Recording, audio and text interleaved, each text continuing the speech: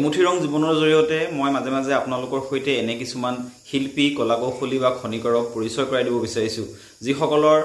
বহুতো প্ৰতিভা আছে কিন্তু তেওঁলোকে বিশেষ প্ৰচাৰ লাভ কৰা নাই বা সঠিক এক্সপোজাৰৰ অভাৱত তেওঁলোকে এই কামটো প্ৰফেশনেলি আগবঢ়াই নিব পৰা নাই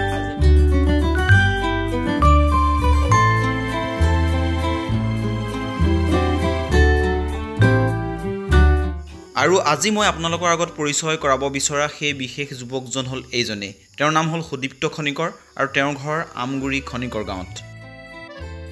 অনন্য শিল্প নৈপুণ্যৰ অধিকাৰী এই যুৱকজনে বাঁহ বেতেৰে নিৰ্মাণ কৰি লৈছে বিভিন্ন ধৰণৰ সামগ্ৰী বন্ধুসকল এনে ধৰণৰ প্ৰতিভাশালী যুৱকসকলক নিশ্চয়কৈ কিছু সহযোগিতাৰ প্ৰয়োজন আছে